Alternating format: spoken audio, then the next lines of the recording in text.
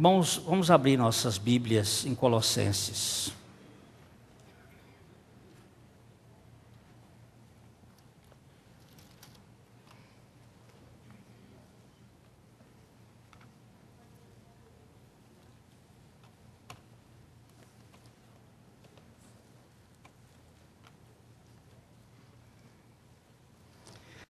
Colossenses 3, portanto, se fostes ressuscitados juntamente com Cristo, buscai as coisas lá do alto, onde Cristo vive, assentado à direita de Deus.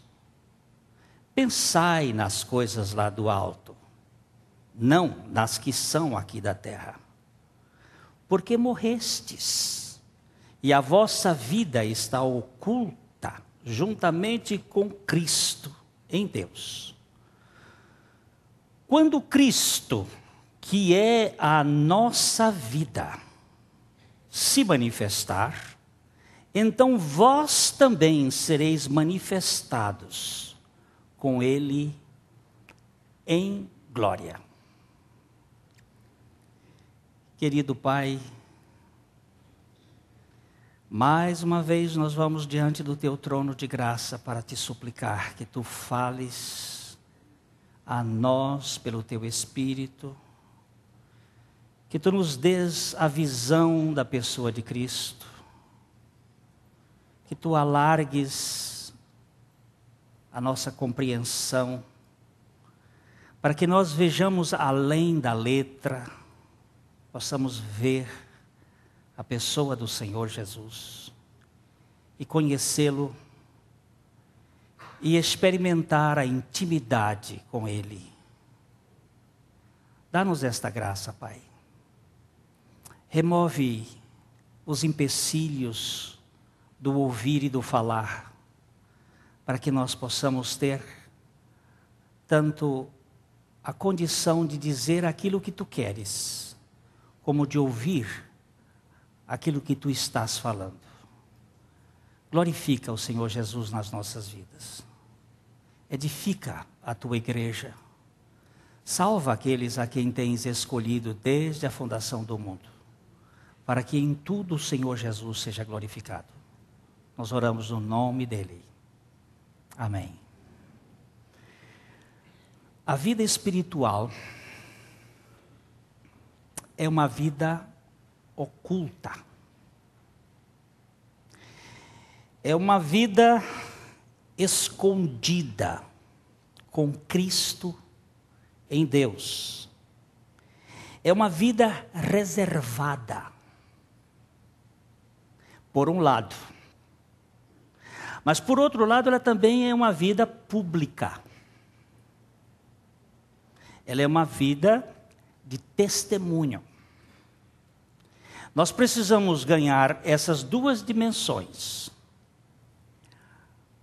A dimensão da intimidade e a dimensão da publicidade, da visibilidade. Mas é a vida de Cristo. A nossa vida está escondida, oculta, com Cristo em Deus. É um cofre muito profundo, muito seguro. Ninguém pode arrebatar. É um tesouro esta vida. Nós temos que entender que Cristo, Ele é a origem da vida. Em João, Evangelho de João, no capítulo 1, nos versos de 1 a 4, nós temos aqui a descrição dos primeiros versículos da Bíblia.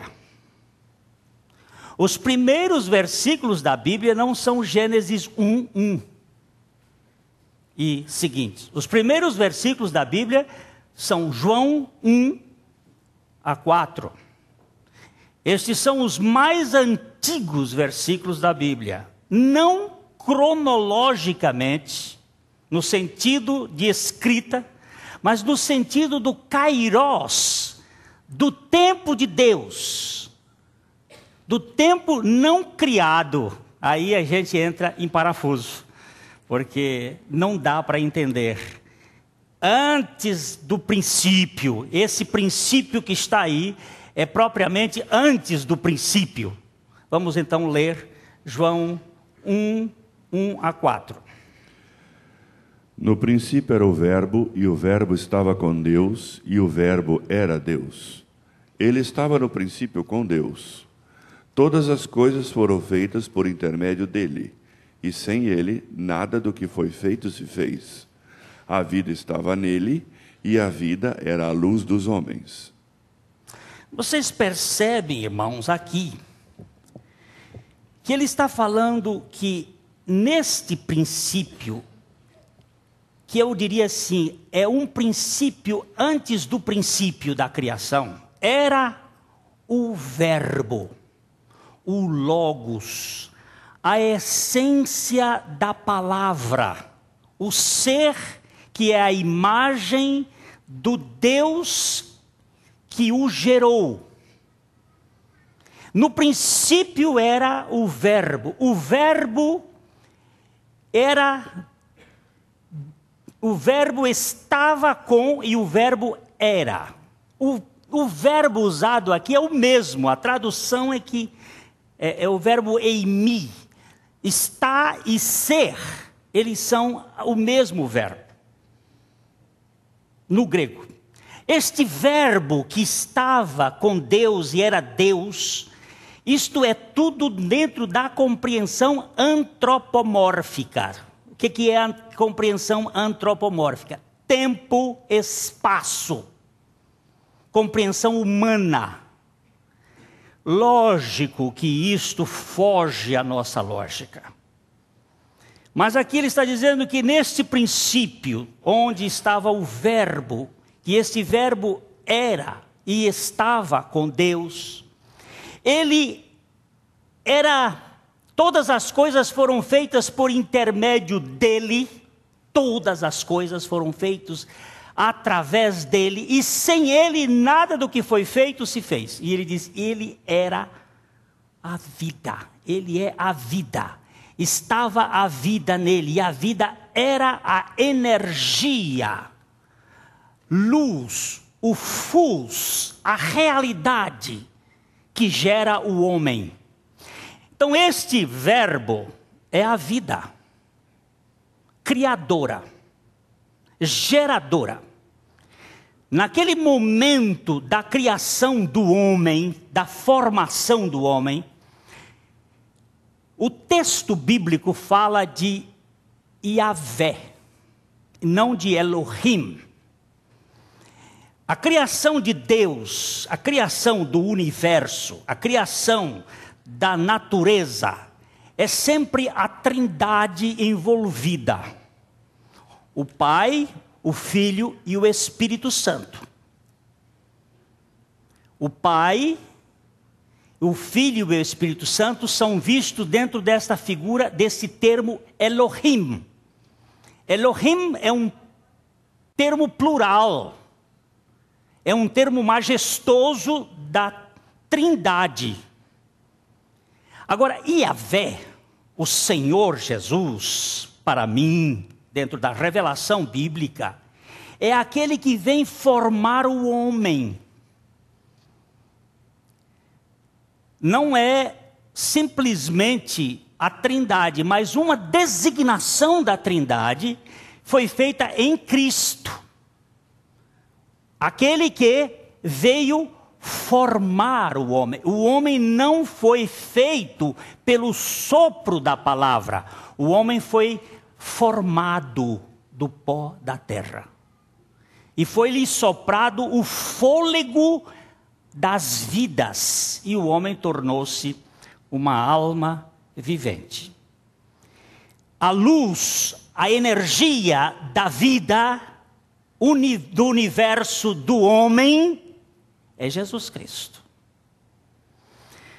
Este Cristo, a vida, teve necessidade de revelar-se ao homem para libertar o homem do poder da morte. A morte entrou pelo pecado. Lembra-se daquele texto de Romanos capítulo 5, versículo 12, que diz, por um homem, vamos ver se a gente lembra, por um homem entrou o pecado no mundo, e com o pecado entrou a morte, e a morte passou a todos os homens, porque todos pecaram. Então, este princípio do pecado gerou a morte. Eu posso até admitir, dizendo assim, na minha racionalidade ateia, que não existe pecado, mas eu não posso dizer que não existe morte, porque ela está aí. E segundo a minha Bíblia e a sua, esta morte é consequência do pecado. Então, este que deu a vida, o homem, inicialmente, não uma vida eterna, porque tudo indica que a vida eterna estava na árvore da vida. Tudo indica por quê? Deus deu duas opções ao homem. Uma opção era a árvore da ciência do bem e do mal, que havia uma lei. E nesta lei dizia, não comerás, porque se comerdes, morrerás. Aparece a palavra morte. Mas havia uma árvore no centro do jardim, que não tinha proibição, que era chamada de árvore da vida. Mas depois do pecado, o Senhor colocou querubins da guarda, com espadas flamejantes, para impedir que o homem chegasse a esta árvore da vida e comesse e se tornasse um pecador eterno. Porque se ele comesse dessa árvore ele se tornaria eterno como pecador. Para remover este princípio do pecado e da morte, este Criador da vida teve que entrar na carne, porque só na carne ele poderia morrer. Ele não poderia morrer como Cristo, porque ele é vida.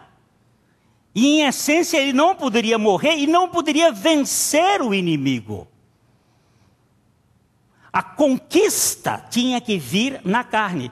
Então João vai descrever naquele texto que nós estávamos lendo, quando chega no versículo 14 de João capítulo 1, ele então diz como é que esta vida se manifestou. E o Verbo se fez carne e habitou entre nós, cheio de graça e de verdade. E vimos a sua glória, glória como do unigênito do Pai. Este Verbo, o Criador da vida, a fonte da vida, precisava agora chegar ao nosso território infestado do pecado e da morte. Então o Verbo se fez carne. Ninguém o obrigou a isto. Ninguém colocou um revólver na cabeça dele e diz, agora você vai ter que resolver. Ele se fez carne e tabernaculou entre nós, cheio de duas coisas importantes: graça e verdade. Porque são esses dois pilares que vão libertar o ser humano do poder do pecado e da morte. Vamos para 1 João. Agora o mesmo escritor, João, escrevendo a sua carta, 1 João, no capítulo 1, também ele agora vai falar deste verbo. 1 João capítulo 1. Nós vamos ler dos versos de 1 a 4. Vamos ler até o 4 também. O que era desde o princípio, o que temos ouvido, o que temos visto com os nossos próprios olhos, o que contemplamos e as nossas mãos apalparam com respeito ao Verbo da vida, e a vida se manifestou e nós a temos visto e dela damos testemunho e vô-la anunciamos a vida eterna, a qual estava com o Pai e nos foi manifestada. O que temos visto e ouvido anunciamos também a vós outros, para que vós, igualmente, mantenhais comunhão conosco. Ora, a nossa comunhão é com o Pai e com o seu Filho Jesus Cristo. Estas coisas, pois, vos escrevemos, para que a nossa alegria seja completa. Presta atenção que ele começa a sua carta dizendo do princípio, que as coisas do princípio, que eram desde o princípio e que temos ouvido, que é aquilo que ele já havia anunciado no Evangelho. As coisas do princípio são referentes ao Verbo da vida, a fonte da vida, o Criador da vida. E que esta vida se manifestou e ela entrou na história. Para que esta vida se torne histórica, ele teve que se autolimitar. É a encarnação, ponto fundamental da salvação do homem, que combate terminantemente a ideia gnóstica. Domingo passado eu estava no Rio de Janeiro, pregando na Igreja da Graça à noite, e lá entrou um gnóstico. E quando nós estávamos abordando este ponto sublime da encarnação de Cristo e da sua obra, ele, pernas para que te quero. Porque não há condições de entender a obra vicária de Cristo sem a sua encarnação. Ele saiu sacudindo a cabeça e pisando duro. É isso que Paulo está levantando a questão em Colossenses no prognosticismo, naquele protognosticismo que estava ainda incipiente e que veio se tornar o que Don Brown faz ver neste livro maravilhoso em termos de desastre. O Código da Vinci. E muita gente tem entrado naquelas possíveis tramas do romance com a realidade histórica. Eu li esse livro numa viagem daqui para Rondônia. Na primeira parte do tempo eu consegui ir metade, de lá para cá vim da outra, porque o livro é encantador. Mas é de encantar trouxa. Porque ele leva a uma argumentação. Se você percebe, quando você percebe, você está envolvido. Ele pega o problema do catolicismo com o problema da arte e faz uma salada de fruta e deixa as pessoas confusas com aquele homem vitruviano de Leonardo da Vinci e começa a confundir a cabeça, porque é isto que o gnosticismo quer.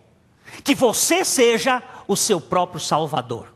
E que Deus está em você, é que vai libertar você de você mesmo. Agora eu quero saber como é que você se levanta pelos fundilhos da calça. Aqui por trás não tem ninguém, então estou fazendo o exercício de me levantar. Eu quero ver como é que alguém se levanta pelos cadarços do sapato. É impossível. Nós estamos intoxicados de morte, e de pecado, e de egoísmo. Então, irmãos, o Verbo de Deus entrou na história, e João diz, nós apalpamos, nós pegamos, nós sentimos o Verbo da vida. Ele estava aqui, mas com que objetivo ele fez tudo isto? Ele precisava entrar na história para poder ganhar a outra vida que pode neutralizar a vida que ficou contaminada. Vocês se lembram quando Lázaro adoeceu? Lembram-se? Lázaro, aquele irmão querido de Marta e Maria, ficou doente. Mandaram um recado para Jesus dizendo assim, eu estou botando recado aqui já de telefone, ó.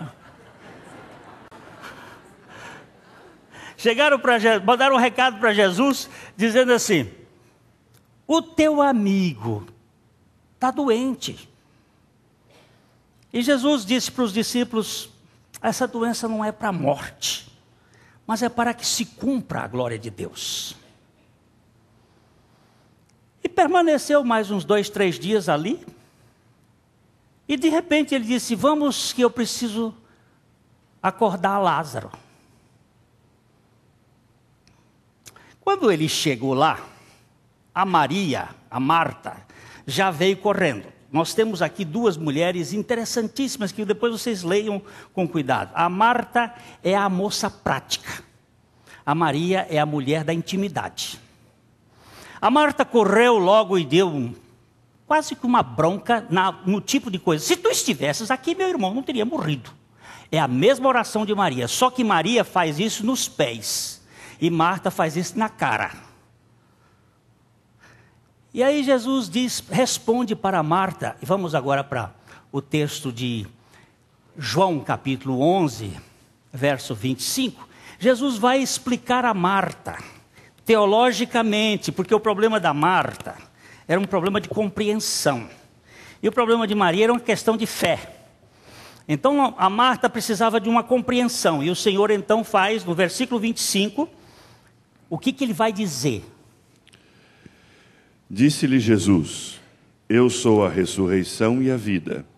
Quem crê em mim, ainda que morra, viverá. Pode ler o 26. E todo o que vive e crê em mim, não morrerá eternamente. Crês isto? O Senhor Jesus levantou aqui uma questão para Marta. Ele disse, eu sou a ressurreição. E botou a vida depois da ressurreição. Ele devia dizer assim, eu sou a vida e a ressurreição, mas não foi assim. Ele botou, eu sou a ressurreição. O que significa eu sou a ressurreição?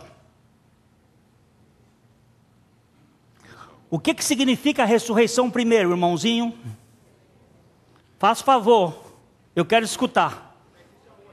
É que teve morte. Não existe ressurreição sem morte. Ele está anunciando aqui o processo da obra vicária. Ele disse, eu sou a ressurreição. Ele não disse, eu tenho ressurreição. Eu farei ressurreição. Ele disse, eu sou a ressurreição. E sou a vida. Mas essa não é mais a vida da criação. É a vida da morte, é a vida que nasce da morte, é a vida depois da ressurreição. É a vida que vai mudar essa questão que nós vamos entender. Que porque morrestes e a vossa vida está escondida com Cristo em Deus. Esta é a vida. Então, queridos, nós precisamos verificar aquilo que o Senhor Jesus disse a Tomé. Quando Tomé disse, mostra-nos o Pai. Ele disse, quem vê a mim, vê o Pai. E ele disse, eu sou o caminho, a verdade e a vida. E ninguém vem ao Pai, se não for através de mim. É nesta vida que nós precisamos ganhar a dimensão da nossa vida espiritual. A igreja primitiva sabia disto. Eles não estavam pregando outra coisa. Eles tinham uma ênfase. A ênfase da igreja primitiva era Jesus, o Cristo. A pregação era em cima disso. Por exemplo, vou dar 2 exemplos ou 3. Atos capítulo 5, versículo 42. E todos os dias do templo e de casa em casa não cessavam de ensinar e de pregar Jesus, o Cristo. Todos os dias, aonde? No templo. Eles estão ainda em Jerusalém. A igreja ainda não havia sido espalhada. No templo. E aonde? Em casa, em casa. Agora presta atenção nesse verbo. Não cessavam. Não cessavam o quê? De ensinar. Primeiro ensinar aqui, porque eles estavam com a igreja. Ide por todo o mundo, pregai o evangelho a toda criatura. Não é isso?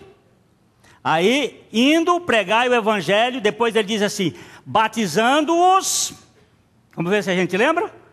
Em nome do Pai, do Filho e do Espírito Santo, ensinando-os a guardar. A igreja precisa de ensino, mas que ensino? Primeiro ele diz, ensinando Jesus o Cristo e pregando Jesus o Cristo. Por que esta ênfase? Porque Jesus o Cristo tem tudo o que nós precisamos para a nossa salvação e para a nossa santificação. Jesus o Cristo, Ele é o pacote total de Deus para a nossa falência completa. Então tudo que Deus tem está realmente nessa pessoa. Eu disse que dava um outro exemplo, vamos dar.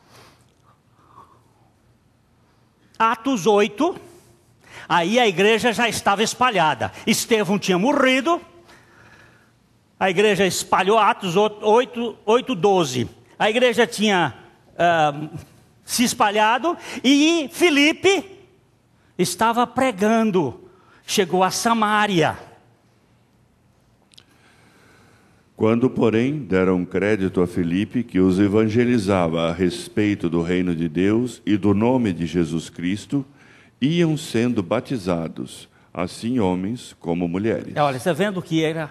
E ele saiu e começou a pregar a respeito do reino de Deus e do nome de Jesus Cristo. Veja o verso 35, irmão Renato.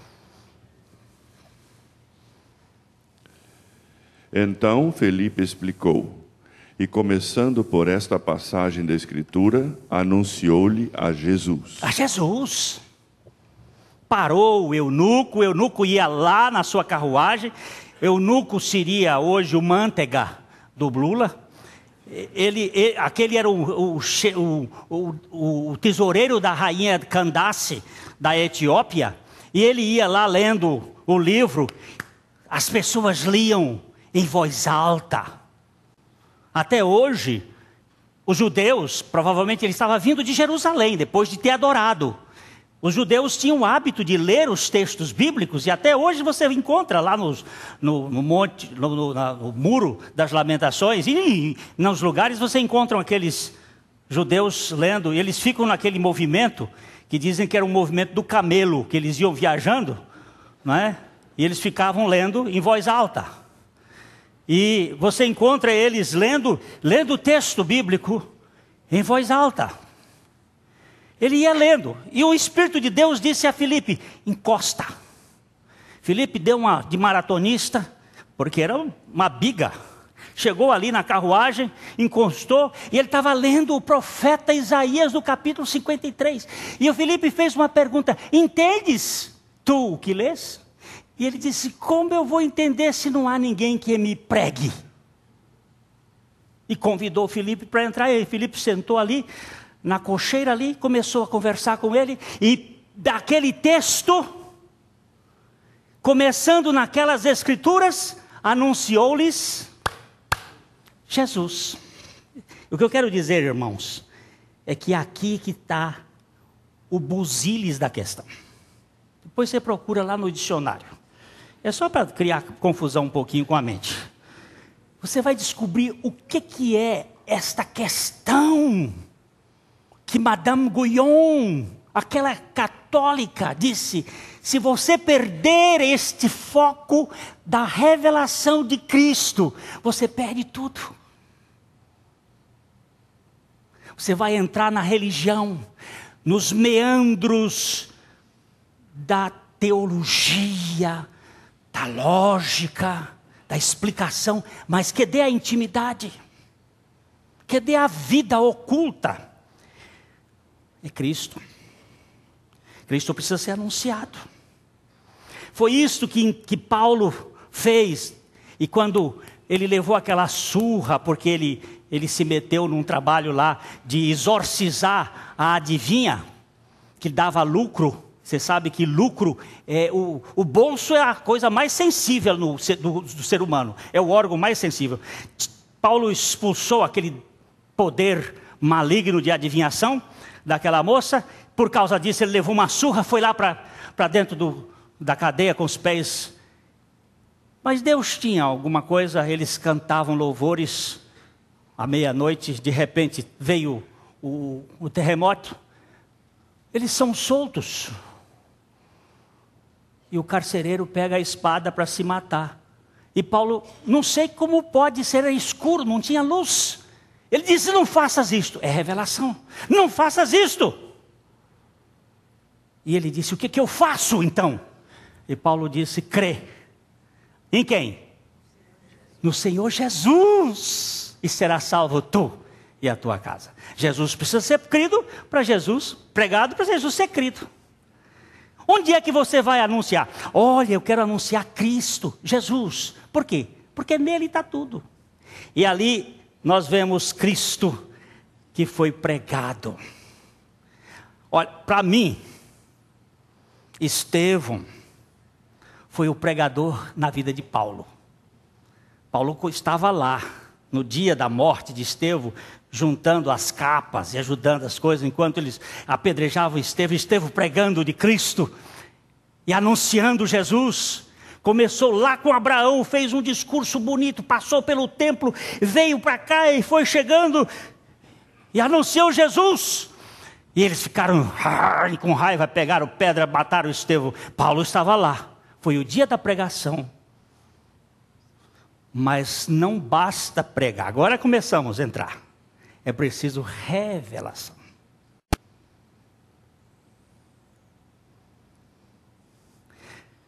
Creu?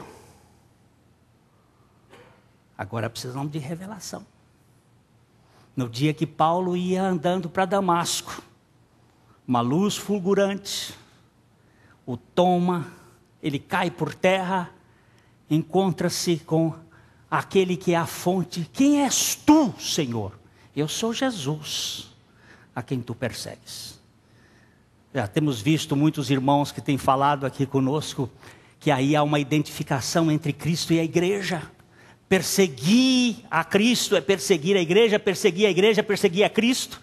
Quando você toca no corpo, você toca na cabeça. Quando você fala mal de um irmão, você está falando mal de Cristo. Porque Cristo está na vida daquele irmão. E aquele irmão tem alguns probleminhas, mas ele é amado por Cristo. Então deixa Cristo cuidar dele. Ou você acha que você pode fazer mais do que ele? Você pode ajudar mais? Eu estou, uma pessoa me telefonando e disse, Glenn, eu queria que você me ajudasse. Meu irmão, eu não posso. Lamento, que eu não tenho capacidade para lhe ajudar. Eu posso ir com você diante do trono de Deus para dizer, Senhor, tem misericórdia desse meu irmão. Por favor, irmão, entenda o que eu quero falar aqui agora. Eu não sou nada contra as metodologias humanas, mas elas são limitadas. Nós precisamos ir ao trono da graça e levar as pessoas para diante do trono da graça, na presença daquele que pode resolver as questões. Eu não posso, tu não podes, nós não podemos. Podemos sim ser canais. Podemos sim ser canos onde esta água vai chegar. Mas não, por favor, vamos pensar aqui. É Ele que tem que fazer essa obra. Paulo diz uma coisa linda em Gálatas, capítulo 1, versos 15 e 16. Quando, porém, Ao que me separou antes de eu nascer e me chamou pela sua graça, aprove revelar seu Filho em mim, para que eu o pregasse entre os gentios, sem detença, não consultei carne e sangue. Olha, ele fala da coisa importantíssima, revelação. Quando aprove aquele que me chamou, eu fui escolhido já no ventre da minha mãe, mas ele me chamou e aprove a ele revelar quem? Revelar Cristo onde? Em mim. Este Cristo que se manifestou lá fora, que veio, precisa ser revelado agora em nós. Em nós. O Bill hoje citou um texto bíblico do Velho Testamento, do Salmo 128, e que diz assim: alegrei-me, 122, alegrei-me quando me disseram, vamos à casa do Senhor. Este texto está ultrapassado.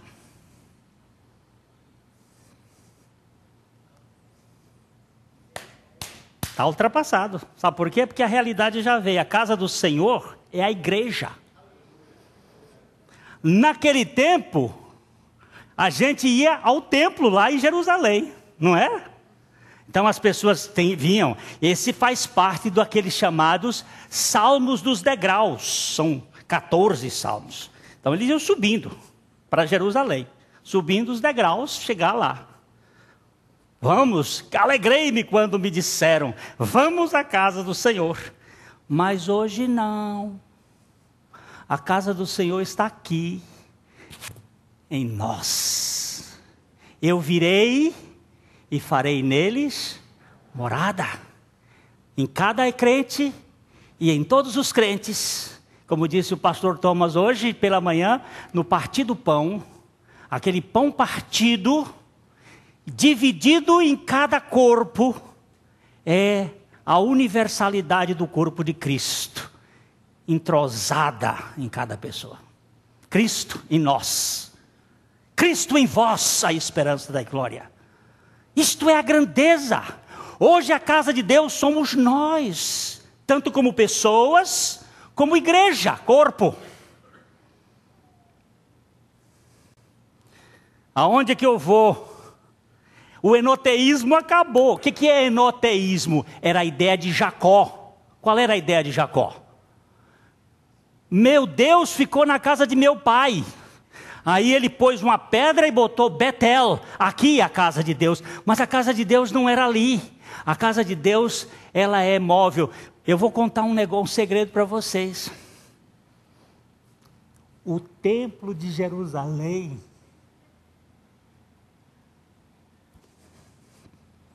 não era projeto de Deus.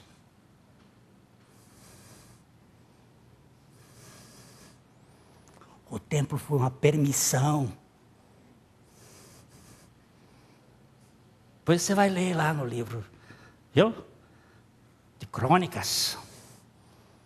Deus não queria o templo. Mas Davi meteu-se a construir templo. Deus mandou fazer o tabernáculo. O templo é projeto de Davi, não é de Deus. Mas Deus é bom demais, Ele permite. Mas o templo era uma coisa que fixava.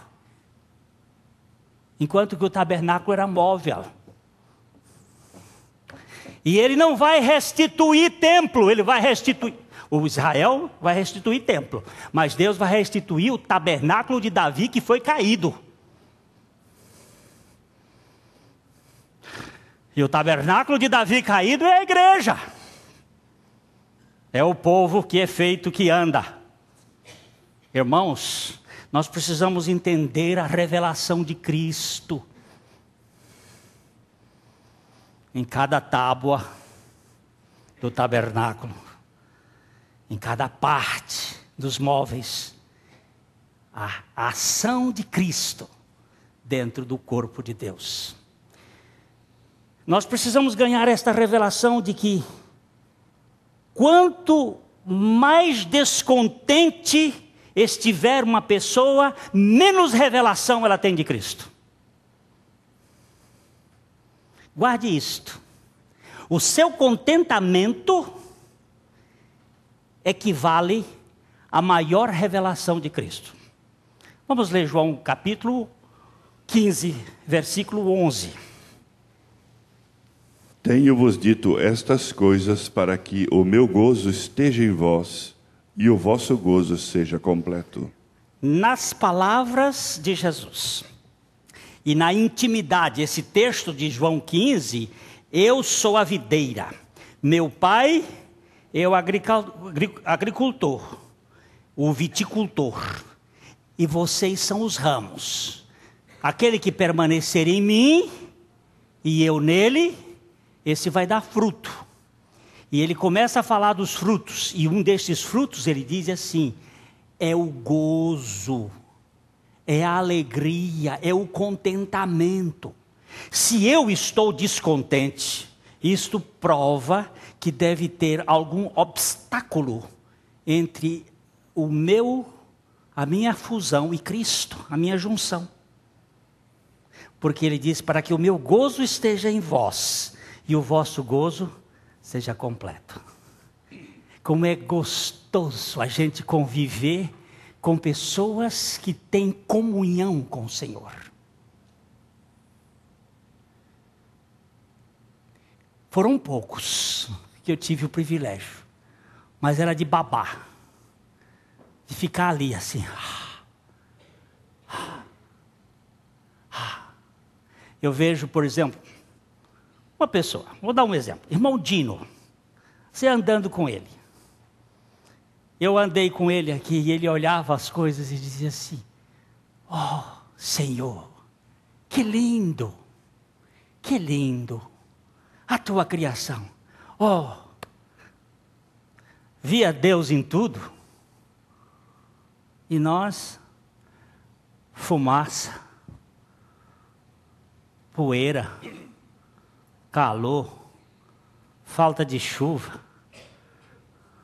poluição. Ó Senhor,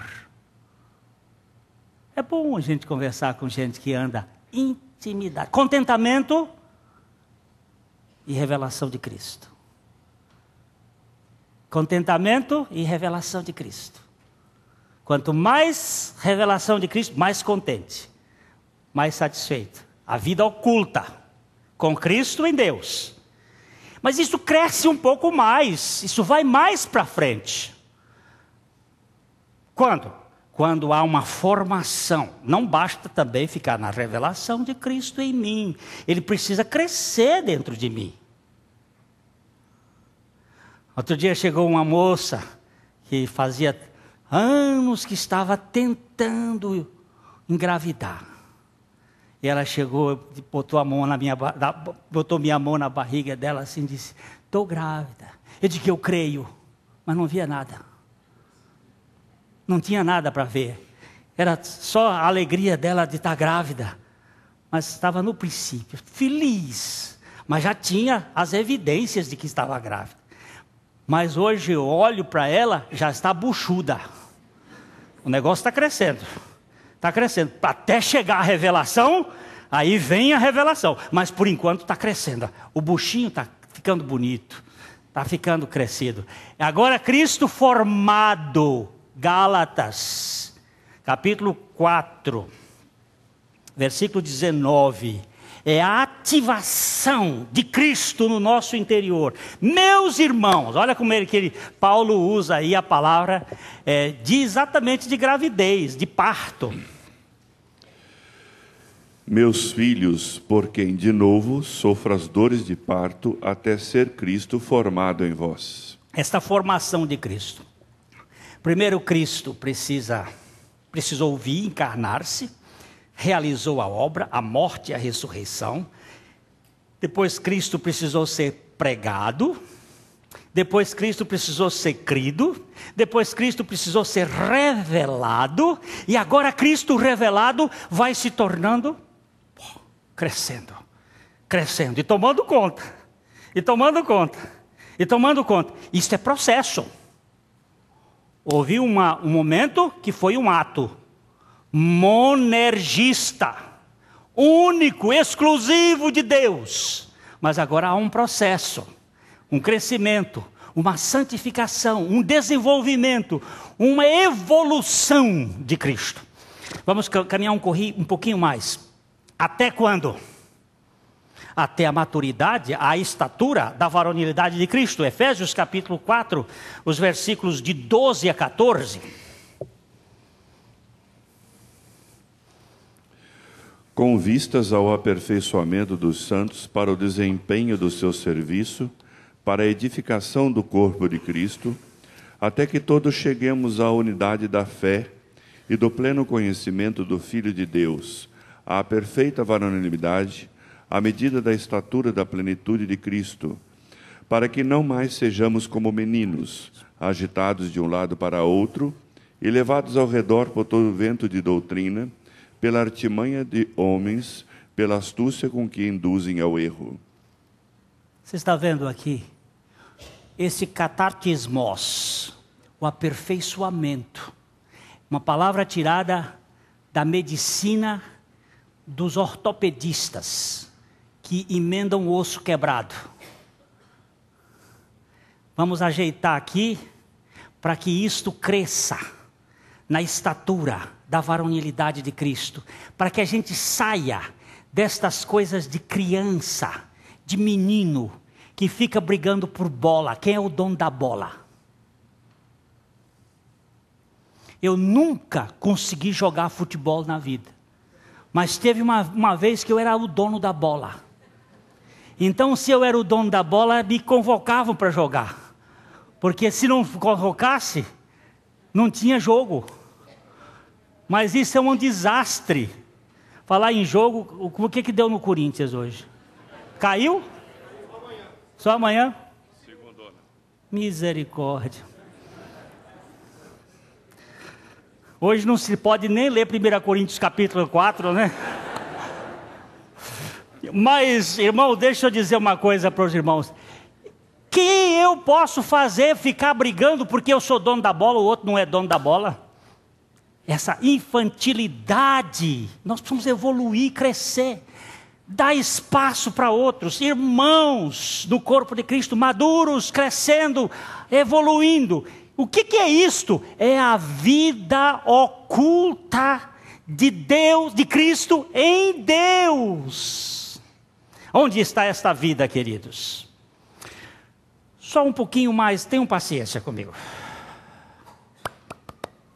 A vida espiritual da ética do Sermão da Montanha. O Sermão do Monte é a ética do reino. É a ética de Cristo para o povo dele. O capítulo 6 ele fala das coisas ocultas. Ele fala de 3 coisas que não podem ter visibilidade. Eu vou ser rápido para a gente, depois eu volto isso aqui no outra vez. As contribuições não podem ser ditas. A oração e o jejum não podem ser visíveis, porque eles falam de intimidade. Estão tratando de posse, estão tratando de comunhão, estão tratando de quebrantamento. São coisas invisíveis. É para ser feito no quarto, oculto. É para ser feito com o cabelo penteado, arrumadinho. É para ser feito com uma mão e a outra não contar, não tem relatório. É obra oculta da obra de Cristo que está no ser humano. Pastor Thomas falou hoje de problema da imoralidade, da pornografia, do voyeur. Eu estou lá no meu quarto de hotel, ninguém está me vendo, estou sozinho, minha mulher não está lá. Eu estou livre e tem um filme pornográfico, eu posso ver. Posso, sou livre. Mas eu não preciso de vigia do irmão, nem da minha mulher, nem de ninguém. Eu preciso da guarda do Espírito de Deus, que isso aqui é podre. Como eu não vou comer um bife estragado, que vai me dar desinteria, eu também não devo colocar dentro dos meus olhos aquilo que não presta. Mas eu não preciso de ninguém para me vigiar. Isto faz parte da vida oculta. A vida de Cristo que está em mim. E quando eu estou lá olhando, o Senhor diz: filho,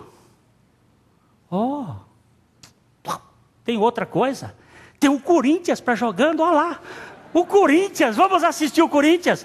Vamos assistir, mesmo sofrendo com os nossos irmãos corintianos. Irmãos, isto é coisa invisível. Ninguém precisa saber disto. Você não precisa contar para ninguém. É vida íntima, é vida oculta.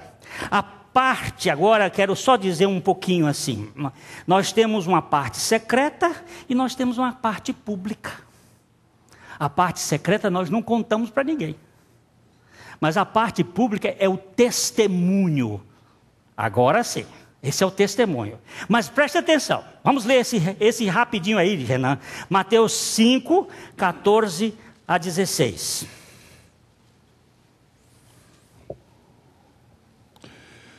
Vós sois a luz do mundo. Não se pode esconder a cidade edificada sobre um monte. Nem se acende uma candeia para colocá-la debaixo do alqueire, mas no velador, e alumia a todos os que se encontram na casa. Assim brilhe também a vossa luz diante dos homens, para que vejam as vossas boas obras e glorifiquem a vosso Pai que está nos céus. Lembre-se de uma coisa, irmãos. Essa parte visível, nós somos a vela, mas a luz é Cristo. A vela vai ser consumida, mas a luz vai brilhar. Para que vejam a vossa luz. Essa luz é Cristo. Ele disse: eu sou a luz da vida. Isso está em João capítulo 8, verso 12. Não vai ler agora não, que não dá tempo. Mas é a luz da vida. É a luz que está dentro, que vai alumiar. Você não vai ver a vela, você vai ver a luz, a candeia. Esta é o testemunho de Cristo. Irmão, deixa eu dizer aqui para aquele que está sofrendo aí com o problema da pornografia. Eu também sou tentado. Tenho lutas, mas tenho Cristo. E você também. E esta vida está oculta. E ela se manifesta na sua graça. Não pense você que estamos imunes. Lá. Aqui não tem ninguém, nem Hulk, nem He-Man. Tem gente de pé de barro, que sofre, que precisa da graça de Deus, e da vida do poder do Espírito Santo. Mas eu quero terminar, ele disse: para que vejam as vossas boas obras. Só para você guardar uma coisa: obras e boas obras. Obras são nossas, boas obras. Uma árvore má não pode dar bons frutos. Jesus disse isto. Para ter boas obras é preciso Cristo. Ninguém é bom, nenhum sequer. Nenhum. Só Deus é bom. Boas obras são produzidas por Deus em Cristo. Criados em Cristo Jesus para as boas obras, as quais Ele preparou para que andássemos nelas. As boas obras são produzidas por Cristo. Se a obra nos glorifica, ela não é boa. Se ela glorifica a Deus, ela é boa. Se você fizer uma obra que você está procurando uma glória para você, essa é obra. Se você faz uma obra que glorifica a Deus, esta é boa obra. Está definido ou está confuso ainda? Boa obra, a glória vai para Deus. Obra, a glória vai para nós. Se nós estamos caçando alguma coisinha para nós, é obra. E obra não sobra nada, vai para o fogo. Mas as boas obras são criadas em Cristo Jesus. A vida oculta em Cristo se torna visível para a glória de Deus. Se a visibilidade é do homem, então a glória não é conferida a Deus. Vocês se lembram que Pedro e João estavam entrando na porta formosa, um homem pediu esmola, eles disseram, não temos, mas temos, o que temos te damos. Em nome de Jesus, levanta e anda. O homem começou, levantou, pulou, saiu gritando, correu o povo para cima de Pedro, e Pedro disse, esbarra aí. Então nós não temos nada a ver com isto. A fé que vem pelo nome de Jesus deu a este a capacidade de crer, e foi isto que aconteceu. Nós fomos apenas, eles saíram de cena, e a glória foi toda para o Cordeiro. Isso chama-se boas obras. Cadê Pedro? Ele foi para a cadeia por causa disso. Mas não importa. A glória ficou com Cristo. E você sai de cena. Se Deus é glorificado, o homem se apaga e sai do palco. A glória dos filhos de Deus é que só o Pai, o Filho e o Espírito Santo sejam glorificados. Quanto mais foco no sujeito da glória, mais sombra naqueles que o glorificam. Mais some, mais glória. Mais glória para Deus, menos para nós. Some, some, some. Glória ao Cordeiro. E você vai sair. Quem é você? Eu sou um maltrapilho que Deus ama e que Deus usa para a sua glória. Sabemos que uma pessoa realmente está em Cristo quanto menos necessidade ela tem de ser vista, de ser reconhecida, de ser apreciada, mas ela sabe que é amada incondicionalmente por Deus. Ela não precisa negociar.